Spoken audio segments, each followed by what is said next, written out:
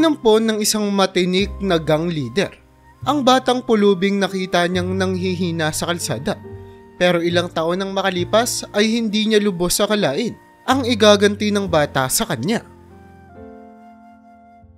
Taong 1979, sa lungsod ng Olongapo, may isang kilalang grupo ng mga gangster na talaga namang naghahari sa kanilang buong syudad, na sa tuwing sumasapit nga ang gabi ay kinikilangang maging alisto ng mga residente doon dahil baka wala silang kamalay-malay na isa na pala sa grupo ng mga gangster na ito ang kanilang nakakasalamuha.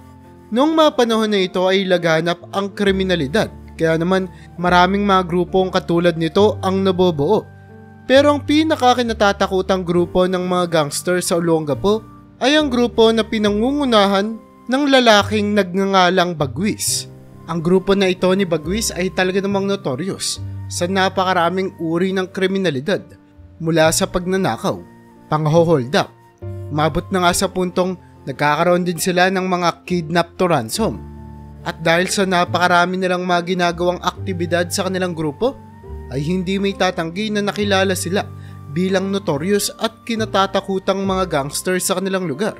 Kasabay ng pagkalat ng kanilang pangalan ay ang paglaki din ng mga perang natatanggap nila. Nagkaroon din ang grupo nila Bagwis ng maraming mga koneksyon na nagdulot para tila ba ay wala nang kahit na sino pang makakapagpabagsak sa nakakatakot nilang grupo.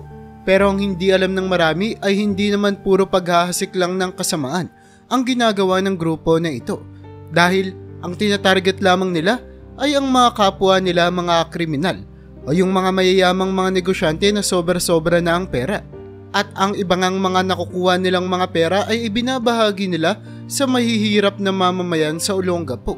Nang minsang ang nagkaroon ng bagyo sa kanilang lugar, hindi alam ng marami, ngunit ang grupo nila Bagwis ang nag-donate ng ilang kaban ng mga bigas para may makain ng mga nagugutom na tao na napinsala ng masamang panahon. Pero nananatiling alamat ang mga kwento na ito sa isipan ng mga residente, dahil hindi sila naniniwala na ang grupo ni Bagwis na kinatatakutan ng marami ay makakagawa ng ganitong kabutihan. Pero wala naman ang pake si Bagwis tungkol doon. Basta para sa kanya, hindi man malaman ng mga tao ang kanyang ginagawa, sapat na may natulungan siya, kahit na sa maruming paraan niya ito nagawa. Boss, anong balak natin mamaya? Tatargetin na ba natin yung incheck na negosyante na yun? Tanong ni Jacob, isa sa mga kagrupo ni Bagwis. Habang si Bagwis naman na kanilang leader ay nakaupo lamang habang nasa loob sila ng isang madilim at tila ba abandonadong bodega. Ito na ang nagsilbing headquarters ng kanilang grupo, na kung saan ay dito na nga rin nila pinaplano ang kanilang mga krimen.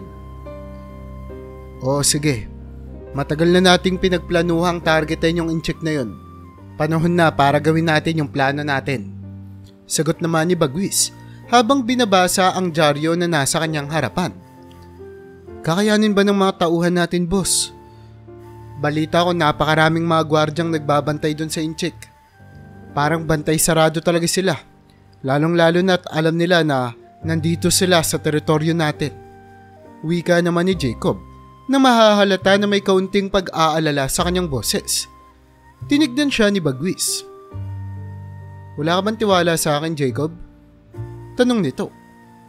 Nagulat si Jacob sa sinabi ng kanyang boss. Hindi naman sa ganun, boss. Sagot nito.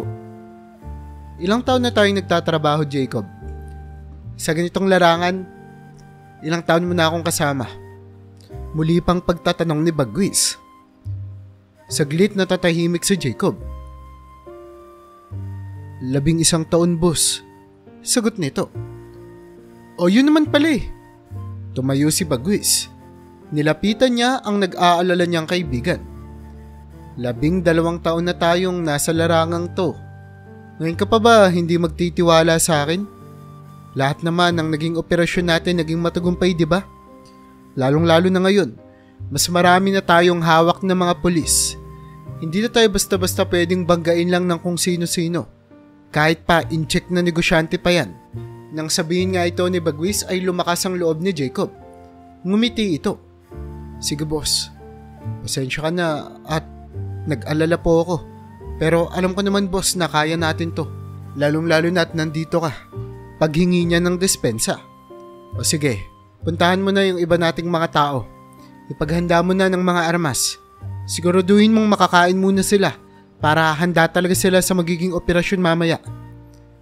Okay sir, masusunod. Agad na sagot ni Jacob sa pag-uutos sa kanya ni Bagwis. Noong mga pagkakataon na ito ay mahigit sa 100 na ang miyembro ng grupo ni Bagwis. Bukod pa dito, ang mga pulis na binabayaran nila para hindi sila pakialaman sa kanilang mga ilegal na operasyon. Nang makalabas si Jacob sa bodega, saglit na natahimik si Bagwis habang patuloy siya sa pagbabasa sa kanyang dyaryo. Ang headline sa dyaryo ay nakasulat ng ganito: 10,000 mga kabataan sa Olongapo ang nagdaranas ng tagutom at kahirapan. Hindi nga maiwasang magalit at magdamdam ni Bagwis sa gobyerno kapag nakakabasa siya ng ganitong mga balita. Mahirap para sa kanya na maraming mga kabataan sa kanilang lugar ang nagdurusa dahil sa mga sakim na tao sa gobyerno man o pagdating sa negosyo. Kaya naman galit na galit si Bagwis sa mga mayayaman dahil para sa kanya ay sobra-sobra ang kinikita ng mga ito na pinagkakakitaan nga lamang nila ang kapwa niya may hihirap na mga residente sa lugar. Kaya naman nangako si Bagwis sa kanyang sarili at nagsilbi niyang prinsipyo sa buhay na gagawin niya ang lahat para maibalik sa mga mahihirap ang mga pribilehiyo na dapat tinatamasa ng mga ordinaryong tao. Papabagsakin ko lahat ng mga sakim na negosyante, mga masasamang politiko dito sa teritoryo ko. Wala silang lugar dito. Pagpapangako ni Bagwis sa kanyang sarili habang mahigpit na hinahawakan ng dyaryo habang binabasa ang mga nakalulungkot na impormasyon sa dyaryo patungkol sa mga nagiging problema ng kanilang syudad. Natigil ang pagbabasa ni Bagwis nang bigla may pumasok na tauhan niya sa bodega. Boss, nakahanda na ang lahat. Wika ng lalaking si Brian, isa sa pinakamatalik na kaibigan ni Bagwis noong nagsisimula pa lamang ang kanilang grupo. O sige, simulan na natin to. Pag-anunsyo ni Bagwis, kinausap niya ang nasa 30 mga katao na makakasama niya bago ang operasyon. Sa tuwing ginagawa natin to, hindi natin to ginagawa para sa mga sarili natin, alam niyo yan. Ginagawa natin to para sa mga mahihirap at mga inaapi, ang mga pribilehiyo at pera na dapat sila ang tumatamasa, hindi ang mga sakim na politiko at negosyante. Kaya magsilbi silang inspirasyon para sa operasyon na to. Kailangan nating maging matagumpay. Kailangan nating makuha yung incheck na yun. Hindi tayo pwedeng mabigo dito. Hindi lang mga ordinaryong tao ang nakasalalay dito, kundi pati mga pamilya natin. Katulad ng mga dati nating operasyon, huwag nyo hahayaan yung mga sarili nyo na masaktan. Kung papaanong kompleto ang mga parte ng katawan natin na aalis tayo dito, babalik tayong kompleto pa rin yung mga parte ng katawan natin, naiintindihan ninyo? Pag-uutos ni Bagwis sa kanyang mga tauhan. Yes boss, sabay-sabay naman nilang sigawan. Hindi may tatanggi na isang magaling na leader si Bagwis, na madali niya nga lang napapasunod ang kanyang mga miyembro sa kanilang grupo. Kaya naman, nagiging smooth lamang ang kanilang operasyon. Ngunit sa pagkakataong ito ay talaga namang may mangyayaring hindi nila inaasahan. Habang pinapangunahan kasi ni Bagwis ang kanyang grupo at sinusubukan nilang kidnapin ang target nilang negosyanteng incheck, ay halos mag-apoy sa galit si Bagwis nang makita niya ang isang batang ulila na pinapalayas sa isa sa mga restaurant ng incheck. Nakita niya kung paano itulak at itaboy ng mga tauhan ng incheck ang batang palaboy dahil lamang sa nanghihingi ito ng kaunting makakain mula sa mga tira-tirang pagkain ng mga customer doon. Boss, anong ginagawa mo? Makakatakas na yung incheck. Kailangan na natin pumunta sa mga pwesto natin. Pagpapaalala ni Jacob kay Bagwis. Ngunit sa kauna-unahang pagkakataon ay para bang wala sa sarili si Bagwis habang nasa kalagitnaan sila ng operasyon. Nalabis ipinagtaka ng kanyang mga tauhan. Nakatayo lamang kasi si Bagwis habang nakatitig sa kaawa-awang bata na patuloy na pinagsisisipa ng mga empleyado sa restaurant ng tinatarget nilang incheck. Maya-maya pa, Dahan-dahang naglakad si Bagwis. Nakatiklop ang kanyang mga kamao na para bang malapit na siyang sumabog sa galit. Pagkarating niya sa may likod ng restaurant kung saan pinapalayas ang kawawang pulubi, ay hindi niya na nga napigilang paulanan ng mga suntok ang mga empleyado ng restaurant na nananakit sa bata. Malakas na tunog ng mga suntok, sipa at iba't iba pang mga pag-atake ang naranasan ng mga empleyadong nananakit sa bata. Bago pa nga sila makahingi ng tulong, ay wala na silang malay at puno na ng pasa ang katawan. Pagkatapos niyang ilabas ang galit niya sa mga walang modong empleyado ng restaurant, mabilis niyang nilapitan ang palaboy na batang binugbog ng mga ito. At laking gulat niya nang makitang halos hindi na pala ito humihinga. Mataas ang lagnat ng bata at dahil sa pambubugbog na naranasan nito sa restaurant ay lalo lamang lumala ang kanyang sakit. Siguro kaya nanghihingi siya ng pagkain sa restaurant kasi lumalala na yung sakit niya. Mga hayop sila. Nagawa pa nilang bugbugin yung bata kahit ang taas na ng lagnat. Wika ni Bagwis habang sinusubukan na buhatin ang palaboy na bata. Malaki ang tsansa na kung hindi ito nakita ni Bagwis ay maaaring mamatay din ng bata, lalong-lalo na sa ganitong sitwasyon. Maya-maya pa ay nakabalik na si Bagwis sa kanyang grupo na kanina pa naghihintay sa kanya. Boss, saan ka galing? Tanong ni Jacob. Oo nga boss, paano yung operasyon natin? Ilang mga minuto na tayong late. Dagdag pa ni Brian. Hindi na muna matutuloy yung operasyon. Sagot ni Bagwis. Nanlaki ang mata ng kanyang mga kagrupo. Hindi sila makapaniwala na kayang abandonahin ni Bagwis ang kanilang operasyon.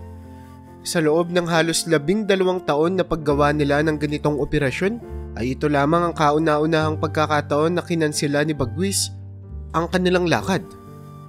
Boss, okay ka lang ba? Bakit may kakancel? Handa na yung mga tauhan natin. Tanong ni Jacob. May mas importanteng bagay akong kailangang asikasuhin. Sagot naman ni Bagwis habang pinapakita ang buhat niyang bata na halos naghihingalo na nga. Kailangang ipagamot yung batang to. Hindi natin kayang gamutin siya ng tayo lang. Dagdag pa nito. Kaya naman tinawag niyang isa sa kanyang mga tauhan na wala pa sa watchlist ng mga polis. Inutusan niya ito na dalhin ang palaboy na bata na kanyang tinulungan sa ospital upang doon ipagamot. Siguraduhin mo na makakarating kayo ng maayos sa ospital. At kapag nandun na kayo, tawagan mo ako. Magpapadala ako ng pera. Kahit magkano yung hingi ng doktor, ibigay mo lang. Mapagamot lang tong batang to. Seryosong saad ni Bagwis na may pag-aalala sa kanyang mga mata. Boss, bakit parang sobrang lapit mo naman yata sa batang yan? Kilala mo po ba yan, boss? Tanong ni Brian sa kanya. Hindi. Pero may naaalala ako sa kanya. Sagot ni Jacob, sabay bigay sa bata sa isa sa kanyang mga tauhan. Ilang araw ngang na-delay ang kanilang operasyon para hintayin kung ano ang magiging resulta sa pagpapagamot nila sa batang palaboy. Luis, ano nang balita? 3 araw na kayo dyan sa ospital, ano nang sabi ng doktor? Wika ni Bagwis mula sa kabilang linya habang tinatawagan niya ang kanyang tauhan na inutusan. Boss, bale ang sabi ng doktor, wala naman daw pong critical sa lagay ng bata pero meron daw siyang UTI. Dahil yata sa pagkain niya ng maraming noodles. Pero mga 1 o 2 araw makakalabas na rin kami dito, boss. Ano po bang gusto niyong gawin pagkatapos, boss? Saan ko po ba dadalhin tong bata? Tanong ni Luis. Isama mo yung bata dito sa headquarter natin. Kakausapin ko siya. Seryosong saad naman ni Bagwis bago ibaba ang tawag. Makalipas ngayong 2 araw ay nakabalik na si Luis at ang batang palaboy. Mas maganda na ang kalagayan ng batang palaboy kaysa noong huling beses na nakita siya ni Bagwis. Ninitian ni Bagwis ang bata upang hindi ito matakot. Kumusta ka na?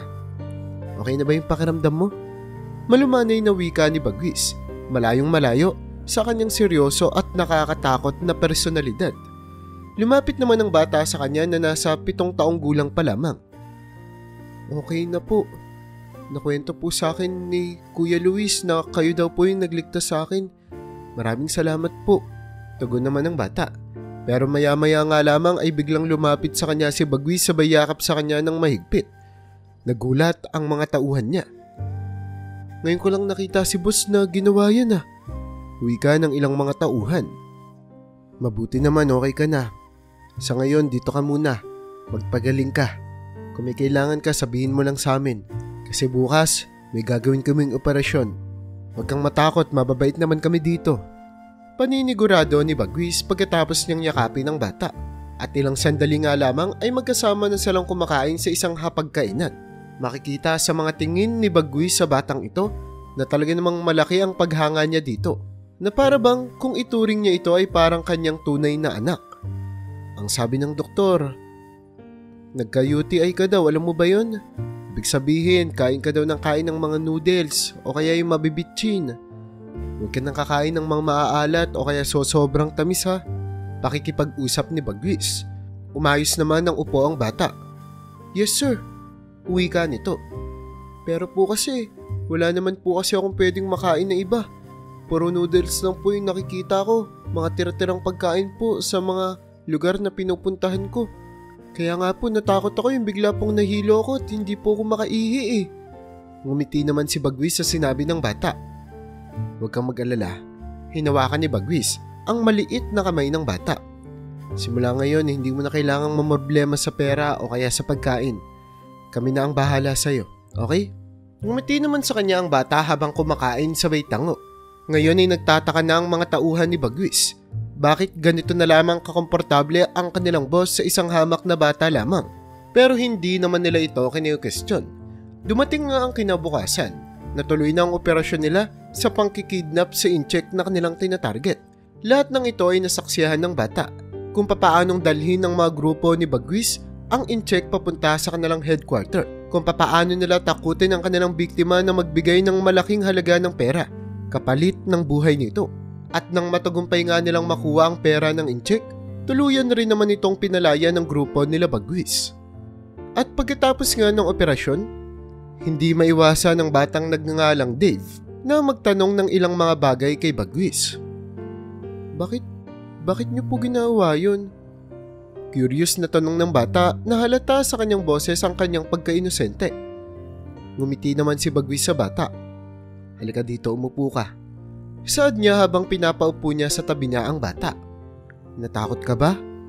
Tanong ni Bagwis. Mahinang tumango ang bata. Hinaplos naman ni Bagwis ang kanyang balikat para kumalma ang bata. Alam mo kasi, dito sa mundo, napakaraming masasamang mga tao. Kaya kami yung mga nagsisilbing bayani para mabawasan yung mga ganong tao. Katulad ng ginawa nila sa'yo. Diba kahit may sakit ka, pinagsisipakan nila sa restaurant? Ayokong maranasan ng ibang mga bata yung naranasan mo. Pagpapaliwanag ni Bagwis. Binuhat ni Bagwis ang bata at nilagay sa kanyang kandungan. Pero po, di ba po mali naman po yung ginawa ninyo? Masama naman po yun? Tanong muli ng bata. Tumawa si Bagwis sa kanyang sinabi. Oo, pwedeng masama nga yun. Pero tandaan mo, kung minsan kailangan mong labanan ng kasamaan ang isa pang masamang tao. Kasi kung hindi, sinong gagawa nun? Laging sinasabi sa akin ng mga magulang ko noon, mas mabuti na daw maging mabuti kaysa tama. Pero parang hindi naman totoo yun. Alam mo kasi Dave, magkapareha tayo. Wala na rin akong mga magulang. Lumaki akong ulila. Yung mga magulang ko, pinatay ng mga pulis. Napagkamalang mga adik daw pero kilala ko naman sila mama at papa. Mahirap lang ang buhay namin pero hindi naman sila gumagawa ng ganong bagay. Wika ni Bagwis. Kaya niyo po ba ako niligtas kasi nakikita niyo po yung sarili niyo sa akin? Tanong naman ni Dave. Tumawa na naman si Bagwis sa kanya. Siguro, oo. Pero kaya talaga ka na niligtas? Kasi hindi ko kayang makakita ng mga taong inaabuso yung kapangyarihan nila. Kasi pantay-pantay lang naman tayo dito sa mundo. Ang lamang lang ng isa, pera. Pero kung wala tayong pera, nakahubad tayong lahat. Hindi mo nga masasabi kung anong pinagkaiba natin eh.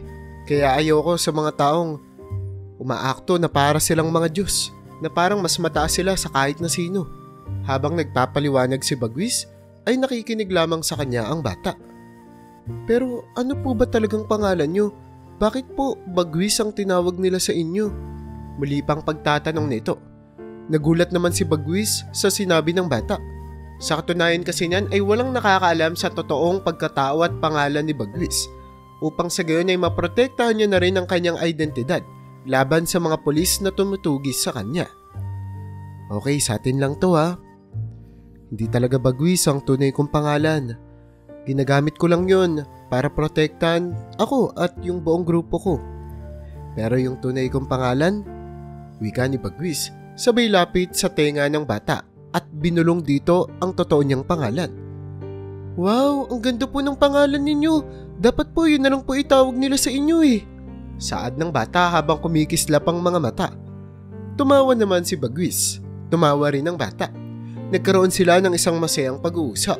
Sa paglipas pa nga ng ilang mga buwan ay lalo lamang nagiging malapit sa isa't isa, si Bagwis at ang bata. Umabot sa puntong hindi na nga sila mapaghiwalay pa.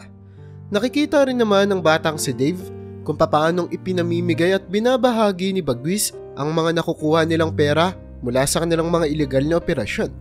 Lagi kasing bumibili ng kabang-kabang bigas o kaya mga ulam ang grupo nila Bagwis para maipamigay sa mga mahihirap. Sa tulong din ng mga perang ito ay napag-aral ni Bagwis ang batang si Dave. Kuminsan, siya pa nga ang naghahatid sundo sa bata para lamang makasiguradong ligtas ang bata at hindi ito magamit ng kanyang mga kalaban laban sa kanya. Ngunit, 3 taon ang makalipas ay may ilan na palang mga miyembro ng grupo ni Bagwis ang hindi nagugustuhan ang kanyang pag-uugali sa batang ito na itunuring niya na nga na parang anak. At talaga namang kagulat-gulat ng isa sa pinakamay-ayaw sa pagbabagong nangyayari kay Bagwis ay ang pinakamatalik niyang kaibigan sa grupo na si Jacob. Hindi ko na maintindihan si boss. Halos kumukonti na yung operasyon natin.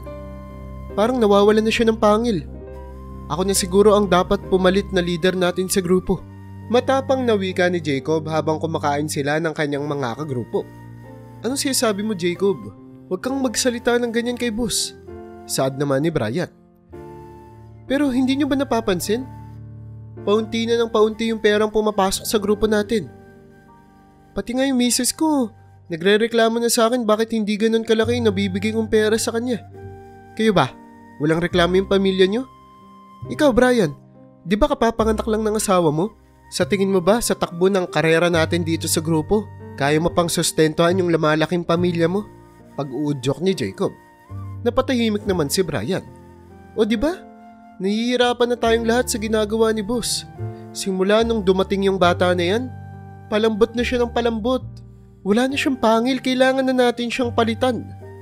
At hindi nga nagtagal. Si Jacob ang nagsilbing huda sa kanilang grupo. Para matagumpay niya ngang mapalitan si Bagwis sa kanyang pwesto, kailangan niyang isumbong sa mas matataas na mga otoridad ang katauhan ni Bagwis upang mahuli ito at siya na ang magiging boss ng grupo.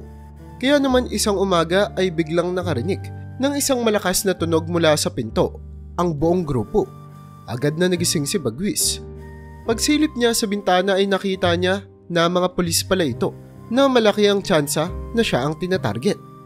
Sinubukan niya pang tumakas pero wala na siyang makitang solusyon pa dito. Napapaligiran na ang buong gusali.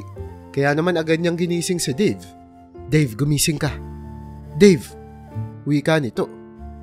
Nalimpungatan pa ang bata. Ano po yun? May problema po ba? Inaantok pa po ako eh. Biglang niyakap ni Bagwis ang bata. At sabay bulong dito. Kailangan mong tandaan lahat ng mga sasabihin ko, Dave. Simula ngayon, hindi mo na ako makikita. May mga pulis sa labas, huhulihin ako.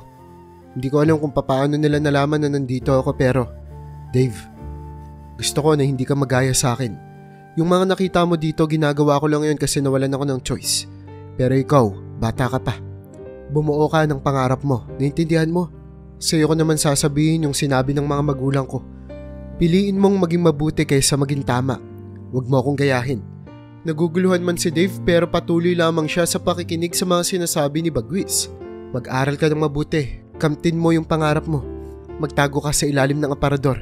May sikretong silid doon. Doon ka mamalagi. Doon ko rin tinago yung ilang mga pera. Gamitin mo yun para sa pag-aaral mo.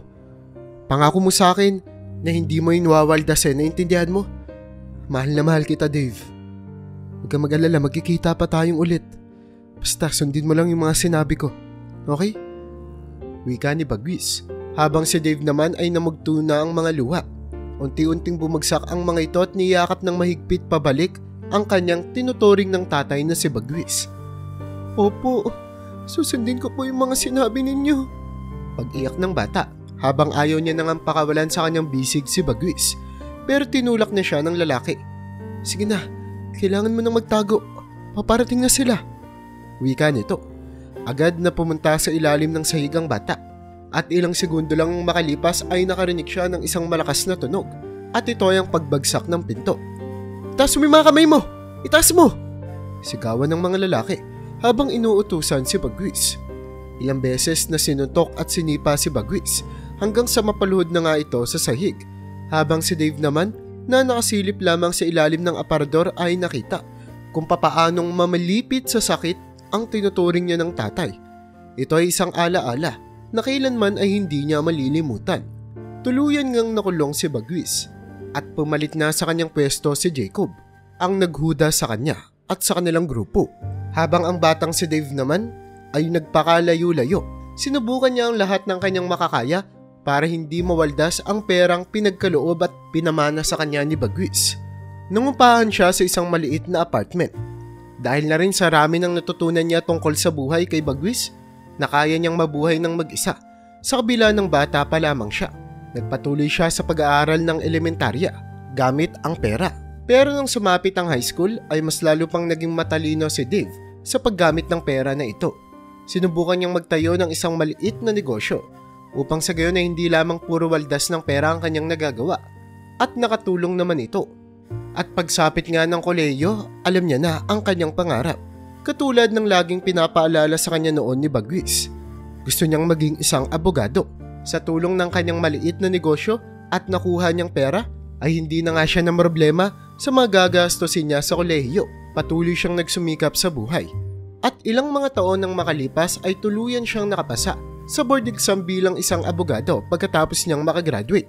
Pero kasabay ng pagsusumikap niya sa pag-aaral ay ang pagsusumikap na rin sa negosyo. Kaya naman noong pagkakataon na nakagraduate siya at nakapasa sa board exam, lumago na rin ang kanyang negosyo. Pero may iisang tao ang hindi niya kailanman malilimutan. At ito ay ang tinuring niyang tatay na si Bagwis. Matapos ang lahat, binalikan niya si Bagwis sa kulungan. Nahirapan pa siyang hanapin ito dahil nalipat na pala ito. Pero nang muli silang magkita, ay hindi maiwasan ni Bagwis na maiyak. Matanda na si Bagwis sa mga pagkakataong ito. Kulubot na ang kanyang mga balat.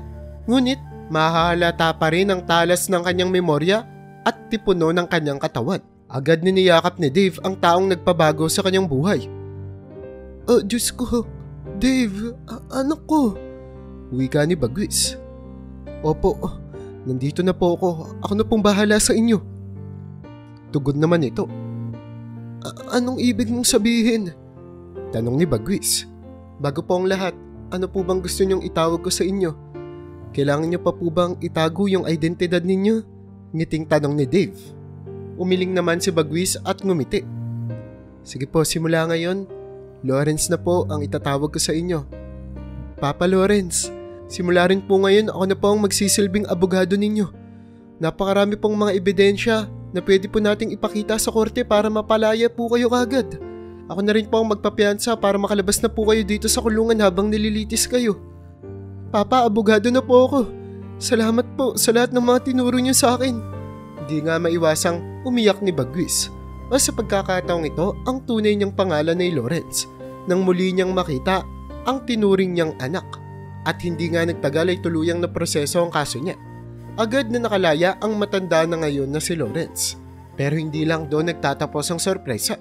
Nagpatayo rin kasi si Dave ng isang mansyon para sa kanyang papapapahan na kung saan ay meron itong isang malaking garahean na pwede nilang paglagyan ng mga bigas o kaya kahit na anong pagkain na pwede nilang maipamigay at maitulong sa mga mahihirap. Alam na kasi, nito ang tunay na kaligayahan ng kanyang tatay-tatayan. Maraming salamat, anak. Maraming salamat. Wika ni Lawrence. Hindi rin naman maiwasang itanong ni Lawrence kung ano ang nangyari sa kanyang grupo. Kahit kasi tinraidor siya ng sarili niyang mga kaibigan, ay nag-aalala pa rin siya para sa mga ito. Napakabait niyo po talaga, Papa. Tunay pong napakabuti po ng puso ninyo. Wika ni Dave bago ipaliwanag kung ano na nga bang nangyari sa naiwang grupo ni Bagwis. Nung nakulong po kayo, ang kaibigan niyo pong si Jacob ang pumalit sa pwesto ninyo sa grupo. Pero hindi po nagtagal, tuluyan din pong nagkawatak-watak yung grupo. Hindi po nila nagustuhan yung pamamalakad ni Jacob. Napakaraming mga operasyon nila ang pumalpak. At balita ko po ngayon nakakulong na rin po si Jacob. Sadyang wala po talagang magandang nangyari simula yung nawala kayo. Pero ngayong nandito na po ulit kayo, pwede na po tayong gumawa ng kabutihan sa tamang paraan. Katulad po ng lagi niyong sinasabi sa akin dati. Muling nagyakapan ng dalawa. Tanda ng kanilang tunay na pagmamahalan na para bang mag-ama. Makalipas pa ang ilang mga taon, ay bumuo ng isang masayang pamilya si Dave. Nagkaroon siya ng 8 mga anak na labis namang ikinasaya ni Bagwis. Napakahilig kasi ni Bagwis sa mga bata at hindi niya nga akalain na ngayon ay meron na siyang sariling masaya at malaking pamilya. Kaya naman kung nagustuhan mo ang storya natin ngayon ay huwag mo namang kalimutang mag-like. Pindutin mo na rin ang subscribe button para makagawa pa tayo ng ganito kagagandang mga istorya sa susunod pang mga araw.